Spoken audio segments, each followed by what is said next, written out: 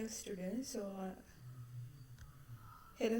So now we are in the second part of the strategic collaborative relationships lecture. So far what we have discussed as to one of you know how to explain what is a strategic collaborative relationship, explain who are strategic suppliers, explain what are the interlocking components of strategic collaborative relationships. Now we are going to look at the 5-way strategic collaborative relationship process.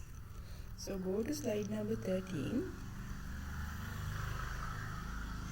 The 5-way strategic collaborative relationship process. The 5A strategic collaborative relationship process is a 5-stage process that is applied to a single supplier identified as strategic and with whom we wish to collaborate to achieve certain goals. So what happens in 5-way strategic collaborative relationship process is that you go through 5 particular process, and at the end of the day, by going through these 5A processes, you ensure that the collaborative strategic relationship or the strategic collaborative relationship is achieved in an effective manner.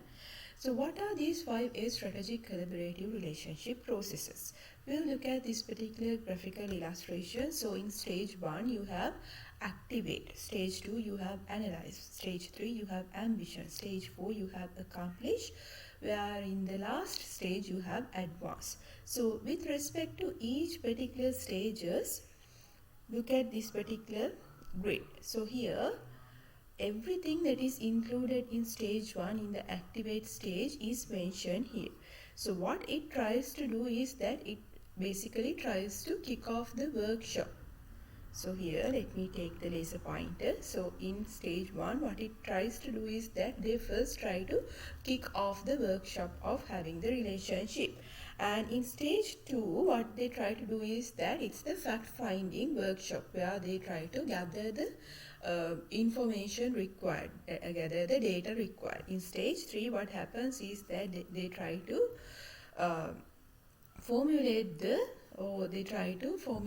supplier relationship management strategy. And in stage 4 they try to kick off the supplier. Once after they selected the supplier, what they try to do is that they try to kick off, they try to start working with the particular supplier. In stage 5 what they do is that they do the work in the joint manner. So now we are going to look at what each of these stages means in detail. So in stage 1, SCR project usually requires cross-functional teams as well as the involvement and support from across the business. So in this stage, what the companies do is that if they want to ensure the effective supplier collaborative relationships, they have to work in teams, in cross-functional teams. Therefore, in this stage, we pull together a small team selected because of their involvement, interest, or how they can contribute, and an overall executive sponsor to help galvanize the project. So in this particular small team, you assign a particular executive sponsor, and likewise you assign the team roles. And the second point is that the first task for the team are to develop a project plan. So in this activate stage, you develop a project plan with having included all the important goals and the objectives that you try to achieve at the end of the day. Why do we come up with this project plan? This is basically for the SCRs. SCR simply means the strategic collaborative relationship project. So as to provide the basis to manage the project towards an outcome, work up a stakeholder map of all in the business who have some sort of interest in the supplier, and a communication plan for internal and external communication to help secure support and participation.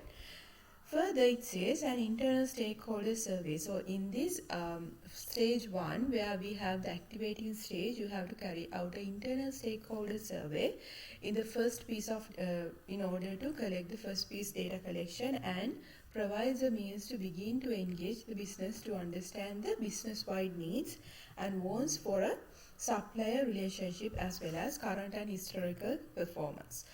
From here, we can begin the process of developing the wider relationship requirements. And it further says, finally in this stage, supply interface map help us identify who is talking to whom. So in the the final outcome of the stage 1 would be more like a supplier interface map, where you would have an understanding after having the stakeholder survey conduct. You have as understanding as to who is talking to whom, with whom those particular stakeholders are having the relationship with, as like you are going to align the stakeholder communication maps along with all the information needed as the first step in order to proceed with the formulation of effective strategic collaborative relationships. We'll move into stage 2. In stage 2, you have analyzing stage. So here it begins with a deep dive supplier specific fact find, looking at as many areas appropriate for the supplier. So we would be having several suppliers, so we are going to have a deeper in-depth analysis of each and every supplier by having considered few few key areas. They are structured, organized and operate, understanding their management systems and their plans for the future, or where we believe they are heading. So by having a deep dive understanding, we know to which where they are heading as business organizations. By having understand that where they are heading, we can decide as to whether our goals and objectives in the supplier relationship management strategy is in line with their strategies. This information can come from many sources, perhaps from stakeholders, a visit to the supplier research, or by asking the supplier. A supplier relationship survey can be a useful engagement with the supplier to gain their perspective, and a supplier risk assessment is also essential, and this will form the basis for ongoing risk management for this supplier. So when you are doing an analysis, so it's more about having an in-depth understanding about your supplier. So to have an in-depth understanding, few tools which you can use are the supplier relationship survey. By having the supplier relationship survey, you would understand as to what are their perspective on these particular criteria that you have mentioned in the survey. And also, other than the supplier relationship survey, it is recommended that you can also have a supplier risk assessment. So by having a supplier risk assessment, you can analyze the risk factor associated with each and every supplier. An internal fact find includes understanding the total spend with the supplier necessary, so we can understand our overall leverage position, the contracts we have in place, what they cover, and when they expire, as well as review of supplier performance using whatever data is available. So by having done the internal fact finding, you can have an idea as to with which supplier you have a overall leverage position, and what are the contracts that you have in place, and what do those contracts cover, and what are the expiry dates. Likewise, you can have a brief idea. And also the category mapping is quite simply mapping categories against suppliers, and not only allows us to establish all the things a supplier is providing. So not only the supplier relationship survey and supplier risk assessment, but it is also recommended to have the category mapping is also a recommended tool, since it provides not only about suppliers, but also it allows us to see the other suppliers what they are providing along with the similar categories. And a category map together with the business requirement for each category allow us to extract any requirements for the relationship that need to be provided for. So here it's about the second stage. So how many stages we have followed now? The activate stage and the analysis stage. And now we are going to move into the third stage, where we have the ambition. So armed with the facts, now you already have the facts and findings with you, where you have collected in the first and second stages. So now we are armed with the facts, data and analysis gathered during stage 2. Stage 3 is about defining our ambition for the relationship. So what we try to do in stage 3 is that we are going to define as to what our ambition are with respect to this particular strategic collaborative relationship. At the end of the day, by having this particular strategic collaborative relationship, what are we aiming to achieve? This starts by synthesizing all we have learned and understood about the supplier and using these outputs to determine positioning in the supplier preferencing tool and portfolio analysis tool. So these are two particular tools which you can have in place in order to determine the positioning of the outputs of the relevant suppliers. The output from both of these begin to suggest what our strategic directions might be, and specifically if collaboration is feasible and if it is even necessary. So by having used this supplier preferencing tool where we have had that particular 16 quadrants, and the portfolio analysis tool is something similar to that. By having those two analytical tools, we have now the output from both of these in order to suggest as to what is the direction of the strategic relationship that we like to head. So by having that particular outputs in hand with us, we can decide as to whether the collaboration with these particular suppliers is feasible or not. From here, we define the ambition for the relationship and the specific findings we want and need the relationship to accomplish, the mountain we want to climb. So at the end of the day, what we want to achieve, we decide in this particular stage. In this particular stage called ambition. The value levers tool provides a mean to consider the different potential sources of value for individual categories, but it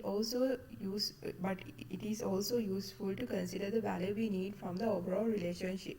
So by having this tool called value levers tool, what you try to do is that we are going to have an assessment as to from each of the suppliers what kind of a value are they in a position to add for our business. So by having done that, we have an overall idea as to if there are supplier A, B and C, if we consider A, to which extent that supplier A is in a position to add value for our business organization. It is helpful here as it seeks to validate our assumptions about why a supplier is strategic and the outputs of segmentation, but using it may also identify new potential sources of value to pursue.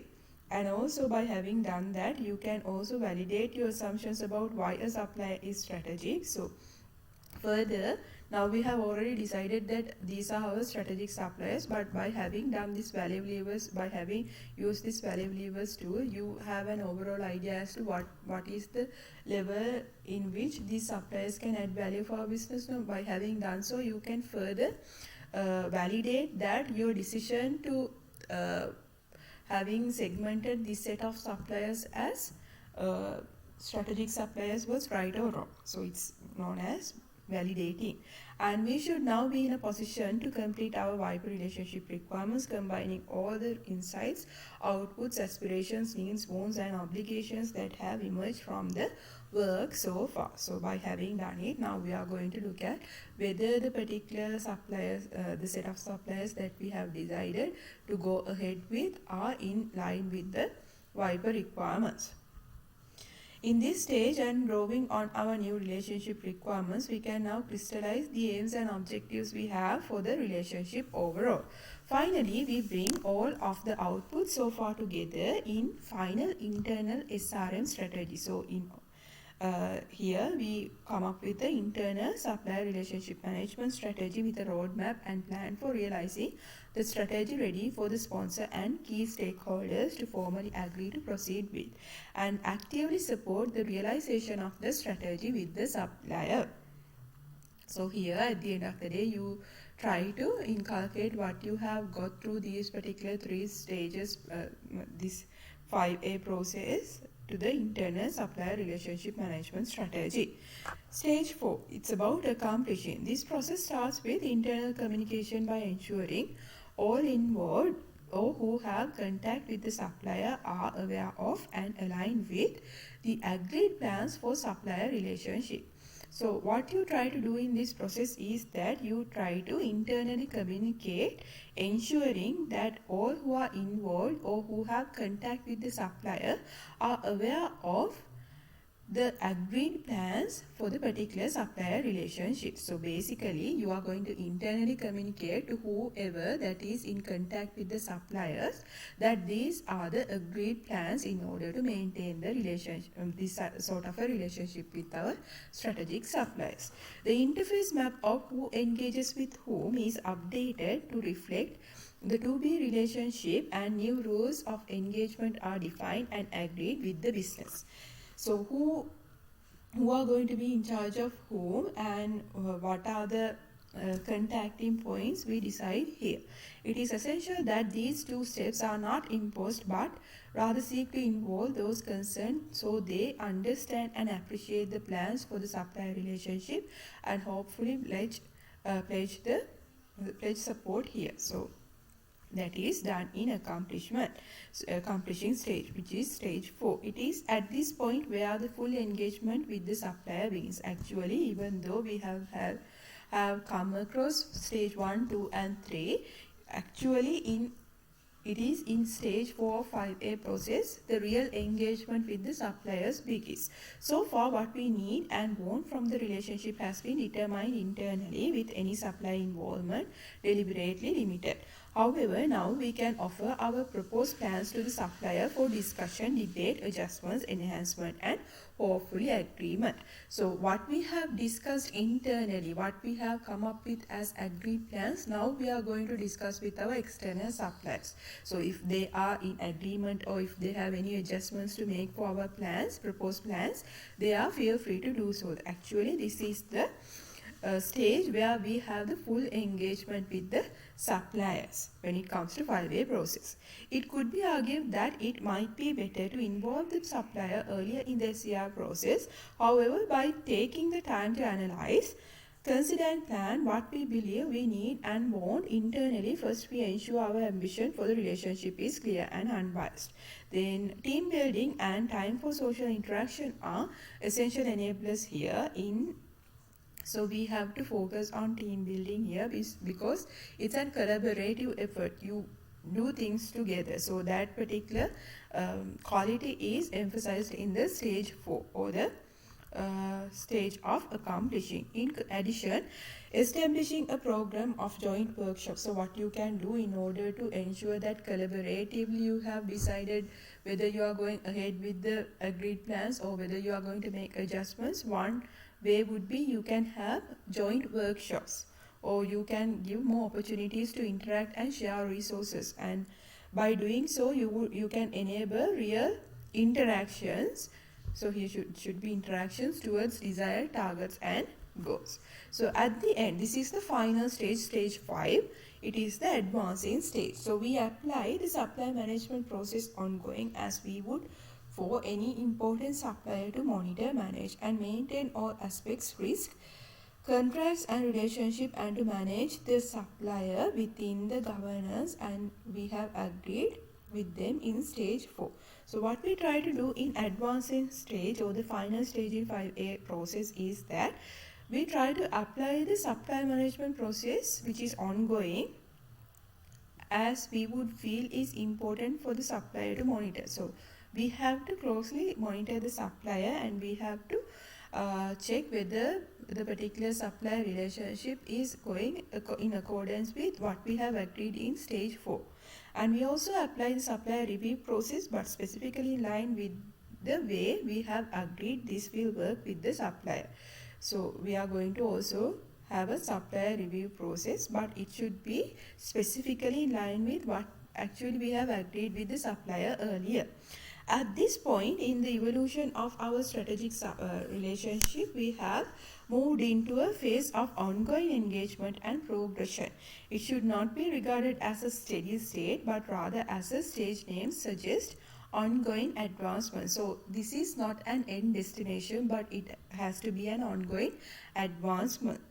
And key to this is ensuring ongoing joint working, resource sharing and interactions and progress towards innovation projects. So this particular joint collaboration, this particular joint workshops, at the end of the day what they should try to do is that they need to have a progress towards new projects, innovative projects, because if they do innovations only, they can they can survive in the highly dynamic business environment. In any relationship, these activities can easily slip or be deprioritized, and so good ongoing project management and governance are essential to ensure the relationship is kept front and center by all involved. Finally, once a strategic collaborative relationship has been established and is effective, it doesn't follow that such a relationship will continue to work this way, or indeed will continue to be needed. So once after you have established a strategic collaborative relationship, you can either follow the relationship, you can either decide as to whether you are going to continue the relationship in the agreed manner, or you are going to have it continued with some alterations. Things change and we need to be prepared for this and identify when it is necessary to intervene or change the relationship. So since the business environment is highly dynamic, we have to always revisit the processes and keep on changing. Okay, so that is again the same phenomenon is there in the 5A process also. In practice, this is about the supplier relationship manager keeping a watchful eye. So always you need to have a watchful eye on what is happening all around, what the supplier is doing, what is happening in the market, and the changing needs of the business. So even though you have had several workshops and you have agreed with the suppliers, these are the initiatives that we should have in place, but in the real life situation, you always have to be watchful as to what your suppliers do and what are the changes that is there in the market. So especially even though suppliers have promised a lot of things during the workshops, the joint workshops, they might not be doing it in the real life situation. So you always have to be mindful and you have to be watchful.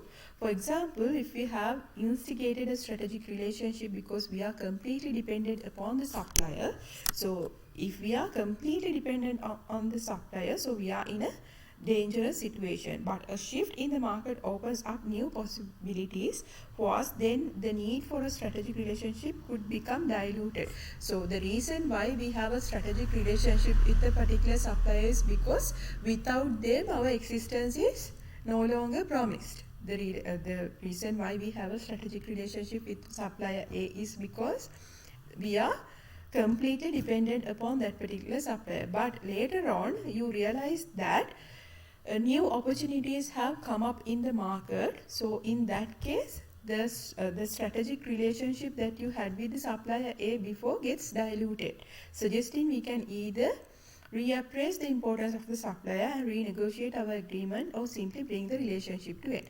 So based on that particular new opportunity that has come up, you can decide, revisit the process, renegotiate with the supplier and have some alterations for the agreement, or else you can have a completely new relationship that is based on the situation that you face. So that's about the 5A process. So I hope the 5A process was clear for you. So in order to know more about the 5A process, I recommend you to read the chapter 13 from page number 333 to 343. So you would have a better understanding about this 5A process.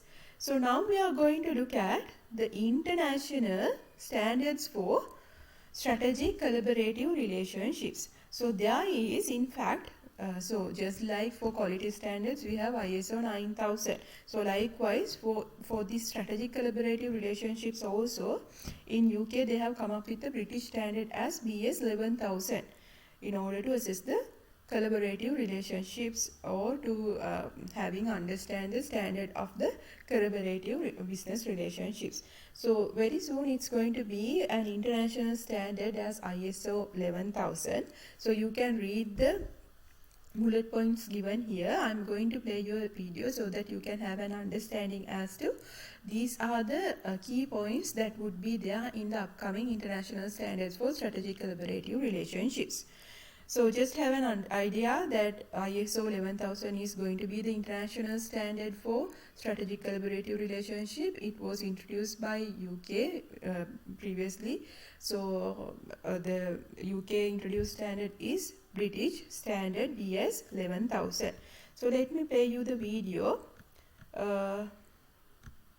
Just have an idea. So just to run you through the agenda, I'm going to give you a quick introduction and very briefly what BS 11000 is for those of you who have less experience of the existing standard. Then we're going to talk to David Hawkins, who is from the ICW. Many of you may know David. He's also a member of the committee that's progressing this to an international standard, and he's going to talk you through really the process so far and some of the key considerations and then what happens next. We'll then pass on to David Hitchin, who is the technical manager for BS 11000 at BSI, and he's going to talk you through a technical update based very much around the draft international standard, and he'll look at the high-level structure, which may certainly be new to some of you, and the changes so far, and then take a closer look at some of the clauses. So, very briefly, what is BS 11000? So the concept of collaboration absolutely isn't new, but it's become much more recognised in the business environment over the last few years, very much as a format to support efficient and effective delivery of projects. But in more recent years, it's actually become part of a wider strategy to support businesses in their business continuity, and that's through building sustainable relationships. So BS 11000, as it stands, it's a framework that supports organisations, helping them to implement effective relationship and collaborative business relationships.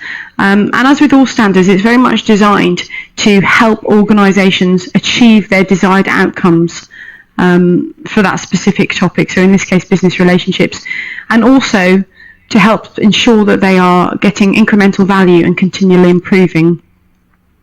It incorporates an 8-stage life cycle, and this actually begins with organisations exploring their own collaborative capabilities and requirements. It then takes them through partner selection, through management and measurement of the relationships, and all the way through to the exit strategy.